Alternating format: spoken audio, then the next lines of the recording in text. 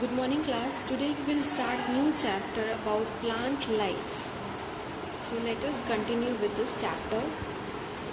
The introduction is, you know that plants make simple carbohydrates such as glucose from the carbon dioxide in air and water absorbed through the roots. Plant use chlorophyll molecules to carry out this process in the presence of sunlight. Some plants prepare their own food. They are called autotrophs and this type of nutrition is called autotrophic nutrition. तो क्या बोल रहे हैं यहाँ, हम लोग को पता है कि प्लांट्स अपना food material like glucose store करता है कहाँ से, फ्रॉम द रूट्स, एंड उस फूड मटेरियल से by the help of chlorophyll the green pigment in presence of sunlight and the proper temperature and the water they make their own food. So this habit और the process of the make their own food or for this habit or for this quality they are named as autotrophs. means जो living beings खुद अपना खाना बना सकता है, ठीक है. And this type of nutrition, this type of feeding habit is called autotrophic nutrition, ठीक है. Then the nutrition only gained from the help of photosynthesis. So now let us know about what is photosynthesis. Photosynthesis is the process by which some organisms use the energy in sunlight to produce carbohydrates. From carbon dioxide and water, oxygen is released during photosynthesis. So by the help of sunlight they can produce carbohydrate from carbon dioxide which we are giving them and they are taking it, and water, and in presence of sunlight because the energy comes from there only, and by the help of this the oxygen is released and some food is made for their growth. So this process is called photosynthesis. How the process is going on? Carbon dioxide, water togetherly react with the presence of chlorophyll and sunlight and produce glucose as their food material and oxygen released for us. So photosynthesis consists of a series of complex chemical reactions that you will learn about in higher class. So this is a direct and a common reaction given here, but it has a very series and very much bigger reactions. काफ़ी बहुत सारा लंबा reaction photosynthesis में चलता है जो कि हम लोग अभी नहीं हायर क्लास में पढ़ेंगे. Now what is the significance of photosynthesis? The process of photosynthesis is critical for life on earth. Photosynthesis हमारे लिए और प्लांट के लिए ही बहुत बहुत ज़रूरी है for survival on earth. The excess of carbohydrates that are formed are stored in different parts of the plants as starch. These parts when eaten serve to pass energy and nutrients to other organisms.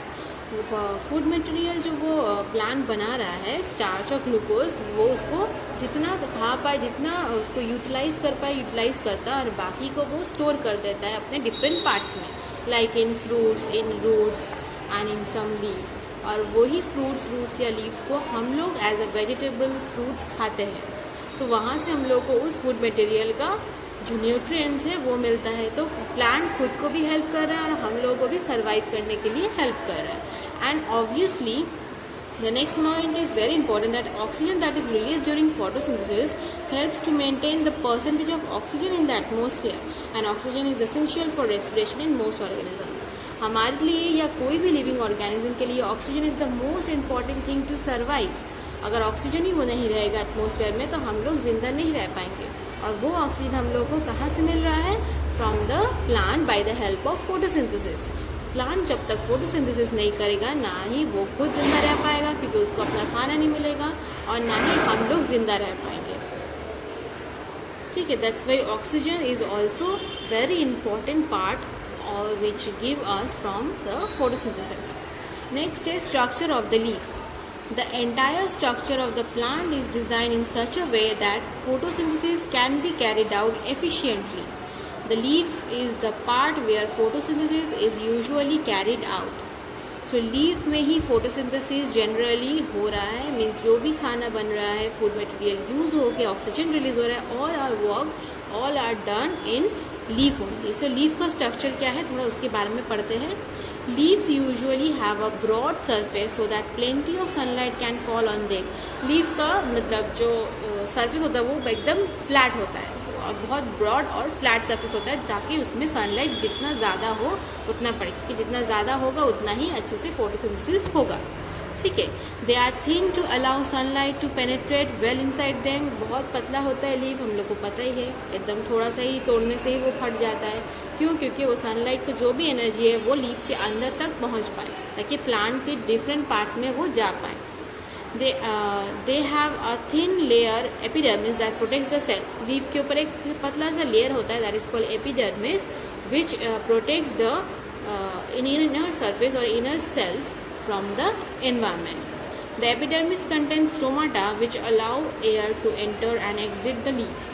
तो stomata leaves में present रहता है, जो कि छोटा छोटा small pores है जहाँ से गैस इनहेल या एक्सहेल होता है from the leaves. Stomata are usually present in greater number on the lower surface of the leaves than the upper surface. तो लीफ के दोनों ही तरफ स्टोमाटा प्रेजेंट रहता है, बट लोअर सरफेस में ज़्यादा होता है on compared to upper surface. ऊपर की तरफ कम होता है. The bulk of the leaf is made of palisade mesophyll cells, that is also called parenchyma cells, which have large space between them to allow air to diffuse everywhere. The palisade mesophyll cells contain green colored plastids called chloroplast. Chloroplasts contain the green pigment chlorophyll, and this where photosynthesis occurs. So leaf में mesophyll cells भी present रहता है, जहाँ पे chloroplast means green plastid, जहाँ पे chlorophyll present है उसका पाउच, दैट इज क्लोरोप्लास्ट, वो प्रेजेंट रहता है लीफ में. इसलिए लीफ में ही हर चीज़ प्रेजेंट है. That's why leaf is very important and very much essential for photosynthesis.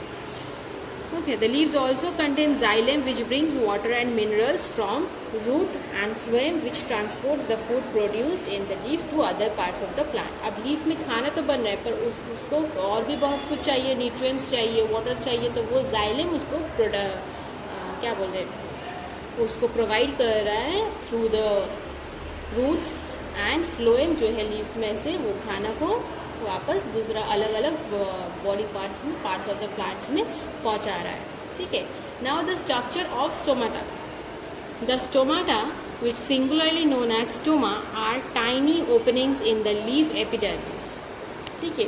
ये ऐसे ओपनिंग होता है, अगर ओपन रहा, जब कोई ऑक्सीजन अगर अंदर कोई भी गैस अगर एंटर हो या रिलीज हो, तब इसका ओपनिंग खुल जाता है, ओपन हो जाता है, और नहीं तो ये ऐसा दिखता है, closed one. So each opening is surrounded by a pair of bean-shaped cells called guard cells. इन दोनों शेल को guard cell बोल रहे हैं. It is bean-shaped and it protects the stomata. ठीक है. Which, as the name suggests, guard the movement of the gases in and out of the leaf. The inner walls of the guard cells are thicker than the outer walls. Obviously, it is thicker than the outer walls. When the guard cells fill with water, they become turgid and bulge outwards. तो जब भी sales में water भी अगर ज़्यादा हो जाए, तब भी वो उसका ओपनिंग्स खुल जाता है, ऐसे खुल जाता है, so that oxygen or the carbon dioxide can inhale oxygen easily. This causes the stomata to open. When the guard cells lose water, they become flaccid and the stomata closes. जब sales में से water फिर loss हो जाता है, फिर धीरे धीरे उसका मुंह ऐसे बंद हो जाता है, सो कोई भी गैस एक्सचेंज फिर नहीं हो पाता. Now the structure of chloroplast, जिसमें chlorophyll present रहता है in the leaf. So each leaf cell may contain around 100 chloroplast.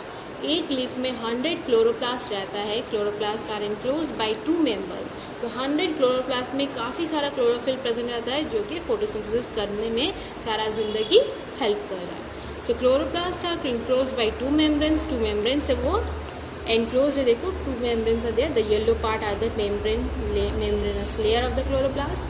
The inner membrane of the chloroplast is folded to form disc called thylakoid. ये जो inner membrane जब एक दूसरे के साथ यहाँ कुछ स्पाइरल और द coiled वे में स्टैक हो गया, जिसको हम लोग थाइलेकोइड्स बोलते हैं.